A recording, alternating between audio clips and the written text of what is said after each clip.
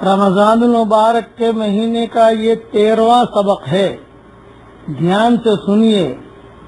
حضور اکرم صلی اللہ علیہ وسلم کا ارشاد ہے کہ خود حق تعالی شان ہوں اور اس کے فرشتے سحری کھانے والوں پر رحمت نازل فرماتے ہیں. یہ حدیث طبرانی میں ہے. یعنی سحری کا کھانا یہ سنت ہے. سحری بھی کھاؤ اور ثواب بھی لو. یعنی کھانا بھی کھاؤ اور ثواب بھی ملے. اس لیے بعض لوگوں کی عادت ہوتی ہے کہ رات کو عشاء کی نماز کے بعد کھانا کھایا اور پھر سحری میں نہیں اٹھتے. نہیں، سحری کا کھانا مستقل فضیلت والا ہے. حضور صلی اللہ علیہ وسلم، دیکھیے ایک بات یاد رکھنا، یہود نصارہ بھی روزہ رکھتے تھے اور ہم بھی روزہ رکھتے ہیں. تو یہود نصارہ کے روزوں میں اور ہمارے روزوں میں کیا فرق ہے؟ یہ فرق سمجھنا چاہیے. حدیث شریف میں آتا ہے کہ ہمارے روزے میں اور یہود نصارہ کے روزے میں فرق سحری کھانے کا ہے کہ وہ لوگ سحری نہیں کھاتے تھے اور ہم سحری کھاتے ہیں. ان کا روزوں میں سحری نہیں ہوتی تھی، وہ جو رات کو کھا لیا وہ روزہ ہو گیا، ان کا شروع ہو گیا. نہیں، ہمارے یہاں فرق یہ ہے. اس لیے اس فرق کو باقی رکھو کہ سحری کے وقت میں ضرور اٹھیے. اور اس وقت میں بعض مرتبہ طبیعت میں بوجھل پنا ہوتا ہے، بعض مرتبہ طبیعت تھکی ہوئی ہوتی ہے، تو کم سے کم ایک کھجور کھا لو، کم سے کم جو ہے پانی پی لو، کم سے کم یعنی بولے آدھی روٹی لے لیجیے آپ. تو کچھ نہ کچھ سحری کے وقت میں اٹھنا، اس میں تہجد کی نماز بھی ہو جاتی ہے. کچھ دو تین لقمے پیٹ میں ہی پڑ جاتے ہیں. سستی کی وجہ سے سحری کے کھانے کو نہ چھوڑو. حدیث شریف میں آیا ہے کہ حضور صلی اللہ علیہ وسلم نے فرمایا 3 چیزوں میں اللہ نے برکت رکھی ہے، جماعت میں اور فرید میں اور سحری کھانے میں. اس حدیث میں جماعت سے مراد، جماعت سے عام مراد ہے، نماز کی جماعت بھی ہے اور ہر وہ کام جس کو مسلمانوں کی جماعت مل کر کرے کہ اللہ تعالیٰ کی مدد اس کے ساتھ فرمائی گئی ہے. اور فرید یہ گوشت میں پکی ہوئی روٹی کہلاتی ہے جو نہایت لذیذ کھانا ہوتا ہے. اور تیسرے سحری، نبی کریم صلی اللہ علیہ وسلم جب کسی صحابی کو اپنے ساتھ سحری کھانے کے لیے بلاتے تو ارشاد فرماتے کہ آؤ برکت کا کھانا کھا لو، آؤ برکت کا کھانا کھا لو. میری ایک نصیحت یاد رکھیے، سحری میں جب بچوں کو اٹھائے، بیگم کو اٹھائے یا بیگم شوہر کو اٹھائے تو یہ مت کہو سحری کا کھانا، بلکہ یہ کہو آؤ برکت کا کھانا کھا لو، آؤ برکت کا کھانا کھا لو، آؤ برکت کا کھانا کھا لو. تو بچے سنیں گے، بچوں کو پتا چلے گا کہ ہاں بھئی یہ برکت کا کھانا ہے، آؤ بھئی سحری کا کھانا ہے، برکت کا کھانا ہے. اس کا مذاکرہ کرو سحری کے وقت میں کہ برکت کا کھانا ہے. اور یہ ذہن میں رکھو کہ ہمارے روزوں میں یہود نصارہ کے روزوں میں یہی فرق ہے کہ یہود نصارہ سحری نہیں کھاتے تھے. حضور نے فرمایا ہم تو سحری کھائیں گے، تو ہم کو تو نبی کے طریقے پر چلنا ہے. اس لیے سحری کے کھانے میں اللہ نے برکت رکھی ہے. اس لیے سحری ضرور کھائے کیجئے اور اس وقت میں دعا بھی کیجئے اور اس وقت میں اللہ تعالیٰ کو منائیے بھی. اور سحری کے لیے جب اٹھاؤ تو یہی جملہ کہو، او بچے برکت کا کھانا کھا لو، او بیٹے او بیٹی برکت کا کھانا کھا لو، چلو برکت کا کھانا. عبداللہ ابن حارث ایک صحابی سے نقل کرتے ہیں کہ میں حضور صلی اللہ علیہ وسلم کی خدمت میں حاضر ہوا.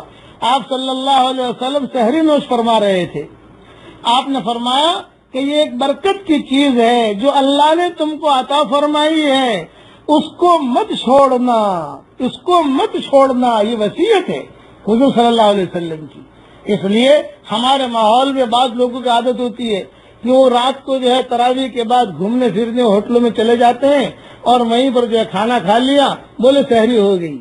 بھئی ٹھیک ہے آپ نے کھانا کھا لیا، لیکن سحری کے وقت میں کم سے کم ایک کھجور کھا لو تاکہ سحری کی برکت مل جائے. ایک گھونٹ پانی پی لو تاکہ کھجور کی برکت مل جائے. یہ رمضان المبارک کا 13واں سبق میں نے دیا ہے. آئندہ کل مزید اور مضمون بیان کروں گا، اور یہ پہلے سے میں دے رہا ہوں سبق تاکہ جو ہے آپ آپس میں مذاکرہ شروع کر دو بچوں کا. سحری کا کھانا، برکت کا کھانا، یہود نصارہ کے روزے میں ہمارے روزے میں بھئی یہی فرق ہے، اس لیے اس کو تو ہمیں ضرور کھانا چاہیے۔ اللہ تعالیٰ ہم سب کو سحری کے کھانے کی بھی توفیق عطا فرمائے۔ بھئی توفیق تو اللہ کی طرف سے ملتی ہے، اللہ سے توفیق بھی مانگیے۔ یہ مہینہ بیان تو ہم کریں لیکن کسی کو کرنے کی توفیق نہ ملے تو اللہ ہمیں بھی توفیق دے، آپ کو بھی توفیق دے۔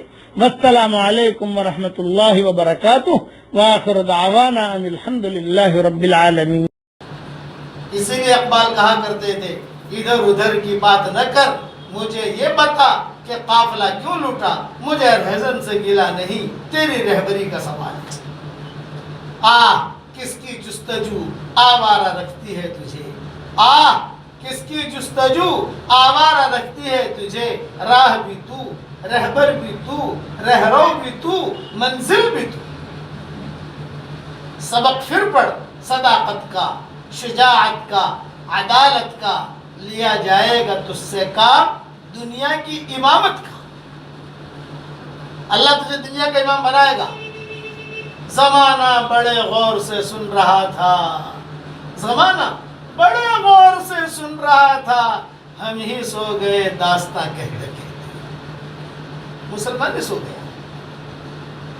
مجھے ڈر ہے آج ہماری نمازوں کا کیا حال ہے، اللہ معاف فرمائے۔ ایک تو نمازیں ہوتی نہیں ہے، فجر کی نماز قضا، فجر کی نماز جو قضا کرے گی، حدیث شریف میں آتا ہے شیطان اس کے کان میں پیشاب کر جائے گا۔ اب بتاؤ، بچہ اگر ہمارے کپڑوں میں پیشاب کر جائے تو 3 مرتبہ دھونے سے پاک ہو جائے گا، لیکن شیطان نے اگر کان میں پیشاب کیا کیسے پاکی ہوگی؟ اور شیطان کا پیشاب سب سے زیادہ گندا، یہ روایتوں میں آتا ہے۔ اس لیے نمازوں کا اہتمام کرو، نماز دھیان سے پڑھو، خشوع خضوع سے پڑھو۔ اور ایک بات ذہن میں رکھنا، آپ اگر نماز نہیں پڑھتی ہو، نماز نہیں پڑھتے ہو، یہ مت سمجھنا کہ میں نہیں پڑھتا، نا، اللہ آپ سے ملاقات کرنا پسند نہیں کرتا ہے۔ یہ دلیل ہے، اللہ آپ کو نہیں چاہتا۔ اللہ آپ سے اور ہم سے محبت کرتا ہے، اس کی کیا علامت ہے؟ 2 علامتیں۔